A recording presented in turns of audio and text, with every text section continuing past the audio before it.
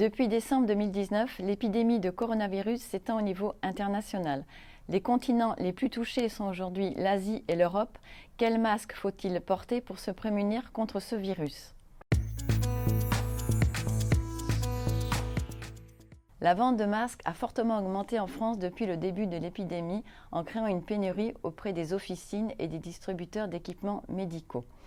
Les masques chirurgicaux sont conseillés par le ministère de la Santé et l'OMS pour les personnes qui reviennent des zones à risque, et ce pendant 14 jours suivant leur retour. Ces masques sont destinés à éviter les projections des sécrétions contenant le coronavirus lors d'éternuements et de toux. Par contre, leur efficacité n'a pas été démontrée pour se protéger de la contamination. Ils ne sont donc pas conseillés pour les personnes non malades. Le deuxième type de masque est un équipement de protection individuelle dit masque FFP2. Ils répondent à des normes très strictes et protègent des poussières et des agents pathogènes.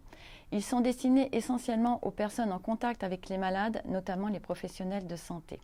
Dans les deux cas, ces masques ont des durées de protection limitées. Ils doivent être changés régulièrement et ne pas être réutilisés. Les masques chirurgicaux et les masques FFP2 vont être mis en circulation via les établissements de santé et les officines. Ils proviennent des stocks de l'État. En dehors du port du masque, l'OMS a préconisé d'autres mesures d'hygiène. Se laver régulièrement les mains avec du gel hydroalcoolique et du savon, ce qui tue le virus. Se couvrir la bouche et le nez dans le pli du coude ou utiliser des mouchoirs jetables lors d'éternuements et de toux pour éviter la propagation du virus.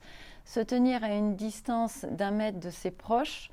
Ne pas consommer de produits d'origine animale crus ou mal cuites. Et en cas d'apparition de fièvre, de toux ou d'éternuement, consulter un médecin. Pour la France, il est recommandé de contacter le SAMU et de ne se déplacer ni auprès de son médecin traitant, ni aux urgences pour éviter la contamination.